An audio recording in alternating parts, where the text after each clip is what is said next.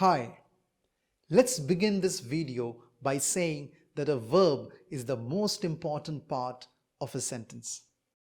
In fact, most often it is the heart of the action in a sentence. In this video, we shall learn about some rules of the verb. Please watch this video till the last because there are some very important rules coming up. You may also check out our videos on tenses and the rules for tenses. So, let's begin.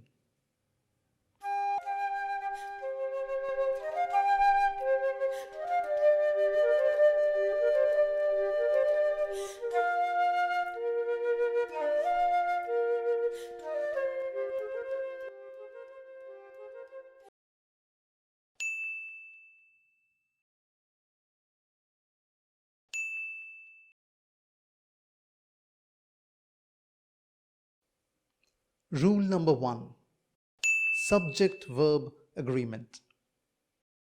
The verb must agree with the subject according to number and person. Let's look at a sentence. A bouquet of yellow roses lend color and fragrance to the room. Is this sentence grammatically correct? The answer is no. The subject of the verb here is bouquet, and the subject bouquet is singular. Therefore, according to this rule, the verb also must be singular. So, instead of lend, we should write lends. Please check out our video on the subject-verb agreement for more details on this topic. Rule number 2. We know that verbs are related to clauses. A clause is a group of words which contains a verb. To compare, phrase is a group of words which does not have a verb. The rule says, a clause can have only one main verb. However, it can have participles without auxiliary verbs, infinitives, and gerunds. Let's take an example. Don't get down from a running bus. In this sentence, get is the verb and running is present participle. Just for the sake of revision, let's briefly discuss the forms of the verb. For the sake of simplicity, let us say that there are 4 forms of the verb. They are the infinitive, the present participle, the past, and the past participle. Let's take an example for every form. Let's take the verb sing. The infinitive form of sing is sing. The present participle form is singing. The past form is sang. The past participle form is sung. If we include the base form and the gerund, there would be 6 forms of the verb. The base form is same as the infinitive without to. Gerund looks the same as a present participle.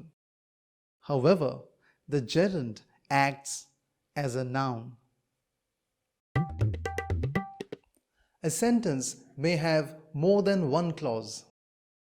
2 clauses may be connected by since. The rule says, if since is used to indicate a cause, the verbs of the 2 clauses will be of the same tense. Let's take an example. I didn't go since you didn't come. In this sentence, I didn't go is one clause. You didn't come is the second clause. Here, since indicates cause. Because I didn't go because you didn't come. Therefore, the tense in the two clauses is same. Let's take another example. Since you were busy, I didn't disturb you. Now, let's go to the next rule. Rule number 4. The rule says, if since is used to indicate time, the tense of the second clause will be different from the first. Let's take an example. We haven't seen each other since he left. We observe that the tense is different in each of the clauses. Have not seen.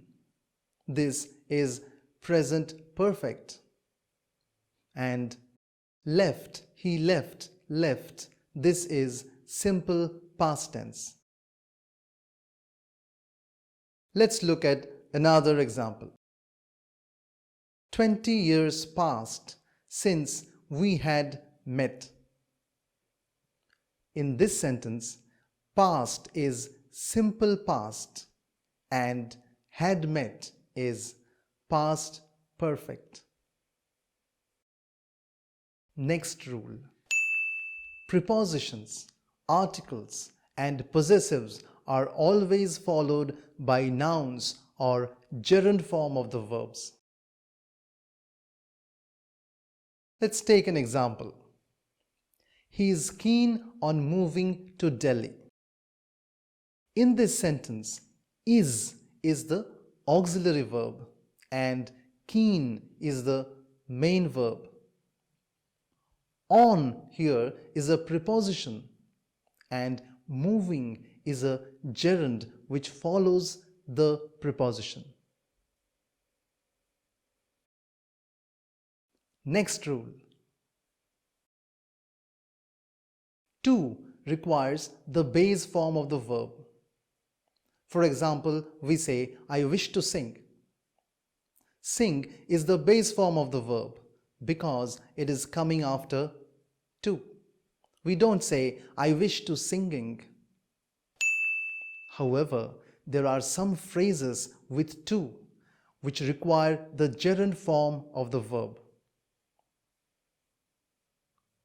Like with a view to, look forward to, being accustomed to, being used to, admit to, confessed to, etc. Let's look at an example of a sentence. I am looking forward to meeting the princess. In this sentence, meeting is the gerund form of the verb, which is coming after to. We can take another example.